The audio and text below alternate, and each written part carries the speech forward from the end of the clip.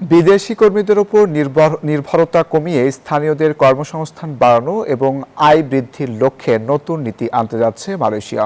এতে দীর্ঘদিন ধরে দেশটিতে বসবাসরত প্রবাসীদের মধ্যে অনিশ্চয়তা ও উদ্বেগ তৈরি হয়েছে। সরকার এমন সিদ্ধান্ত বাস্তবায়ন করলে দক্ষ বিদেশি কর্মী হারানোর ঝুঁকি তৈরি হবে বলে মত বিশ্লেষকদের।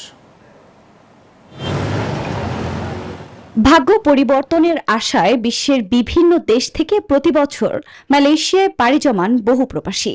তালিকায় রয়েছেন বাংলাদেশিরাও। তবে বিদেশি কর্মীদের ওপর নির্ভরতা কমিয়ে স্থানীয়দের কর্মসংস্থান বাড়ানো এবং আয় বৃদ্ধি করার লক্ষ্য নিয়ে নতুন নীতি আনতে যাচ্ছে দেশটির সরকার। গণমাধ্যমের প্রতিবেদন বলছে, আগামী জুন থেকে বিদেশি কর্মীদের ভিসা পেতে ন্যূনতম বেতনের সীমা প্রায় দ্বিগুণ করা হবে। এতে কম বেতনের কর্মীরা তুলনামূলক কম ভিসা পাবে। পাশাপাশি তাদের থাকার মেয়াদ 5 বা 10 বছরের মধ্যে সীমাবদ্ধ করা হবে। একমাত্র স্মার্ট সিটি বসুন্ধরা, আধুনিকতায় এক ধাপ এগিয়ে।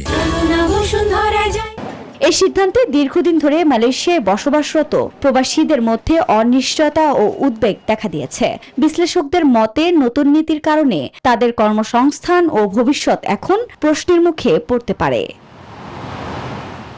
গণমাধ্যমের তথ্য বলছে, দেশটিতে প্রায় 21 লাখ নথিভুক্ত বিদেশি শ্রমিক কাজ করছেন। এদের বেশিরভাগই কম মজুরির শারীরিক শ্রমে নিয়োজিত। তবে সরকার এমন সিদ্ধান্ত বাস্তবায়ন করলে দক্ষ বিদেশি কর্মী হারানোর ঝুঁকি তৈরি হবে। আফরিন মৌ, নিউজ 24।